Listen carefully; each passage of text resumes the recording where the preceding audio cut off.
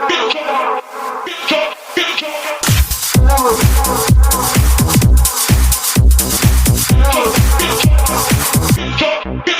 music.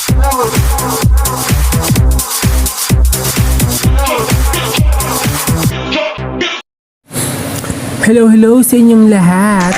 Narito po tayo sa make-up tutorial kung saan ako nag-a-apply ng concealer ng aking mukha. Importante ang pag-a-apply ng concealer sa ating mukha para matanggal ang ating mga dark skin, blackheads, at mga eye bag na ikaw ay puyat. Ganun, dapat nag-apply ka ng concealer para hindi mahalata na meron kang eye bag o may mga itim-itim sa mukha.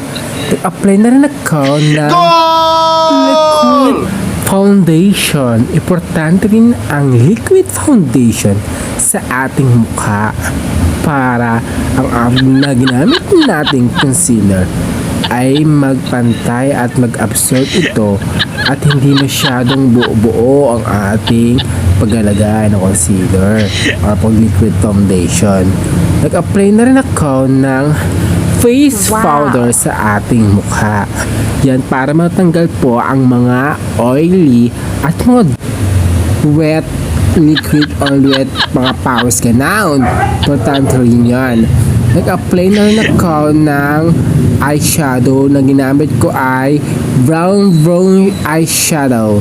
Importante rin ang paglalagay ng eyeshadow sa ating mata para maging blooming ang ating mata at magkaroon ng kulay parang rainbow ganoon. Dapat nag-apply tayo ng eyeshadow sa ating mata. Yan ang importante sa atin pag tayo ay nagme-makeup. Gumamit ka ng blending brush para ang ating pag-a-apply o gumagamit para sa ating eyeshadow. Yan, ginagamit yan.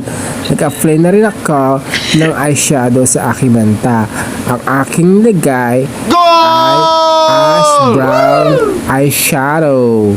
Maganda kasi ang ash brown eyeshadow. Parang smoky eyes.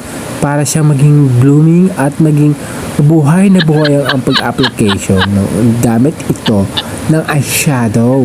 Maganda rin ang pag-apply nito sa ating mata para magkaroon ng hubog at magkaroon tayo ng salukap sa ating mata.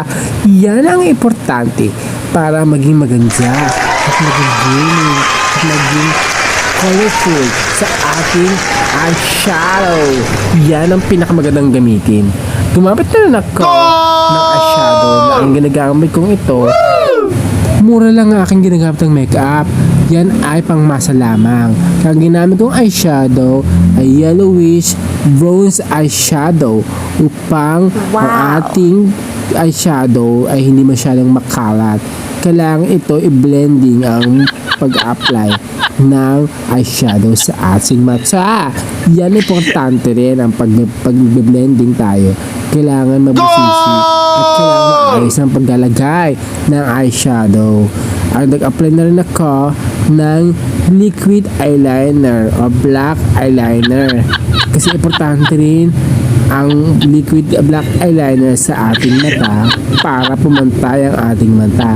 Karamihan sa ating mata ay may mga bilog, oblong, singkit, at walang mata. Ganoon! Importante rin ang pag-apply ng liquid black eyeliner. Nag-apply na rin ako, ay gumamit na rin ako ng curling eyelash. Importante rin ang eyelash color sa ating mata kasi para ating mata ay timirik. At gumamit na rin ako ng mascara black. Mascara black ay isang importante rin para ang ating pink mata ay humaba ang ating buhay. Ganun! Nag-apply na rin ako ng eyelash extension of false eye extension. Pwedeng gamit ito sa ating mata para kumapal ang ating pilik mata at gumanda at maging blooming ang ating pilik mata. Importante rin ang pag-apply o paglalagay ng eye extension sa ating mata para kumapal ang ating pilik mata. At nag-apply na rin ako sa aking ilalim na mata. Lagi itong ginagamit ko ito.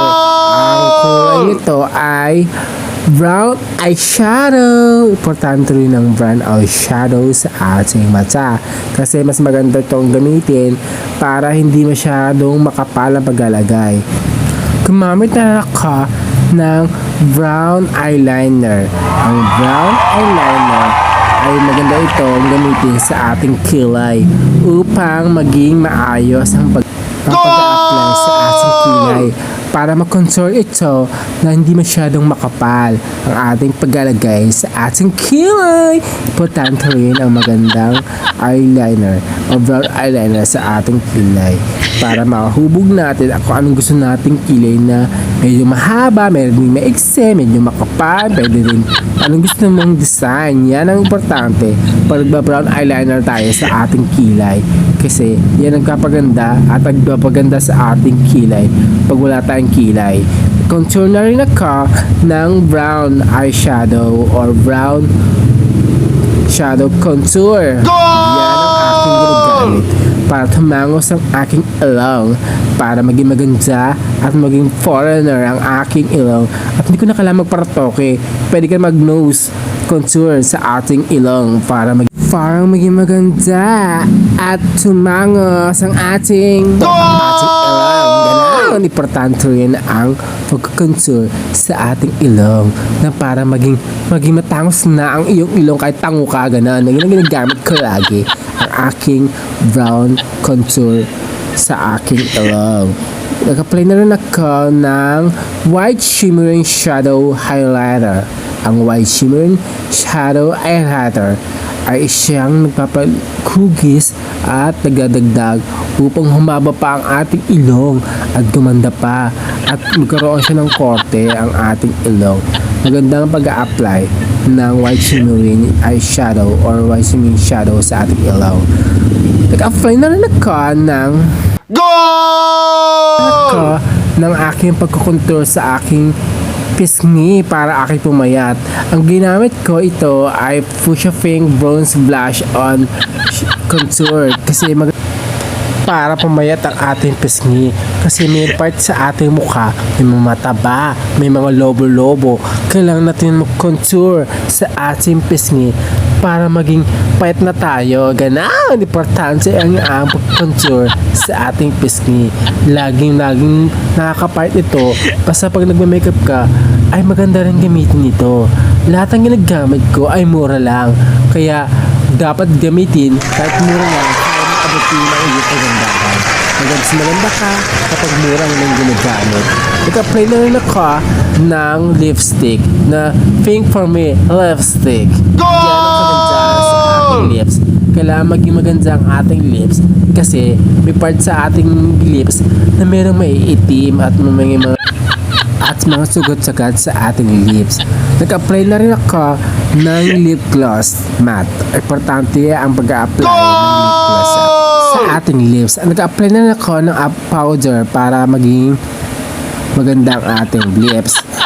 And then, pagkatapos natin lahat gumamit ng makeup, nag-powder na tayo sa ating mukha para lahat ng excess at mga naiwang makeup natin sa mukha ay mawala. Kailangan natin tanggalin at linisin ang ating mukha para lang hindi masyadong pangit tingnan. Ganun.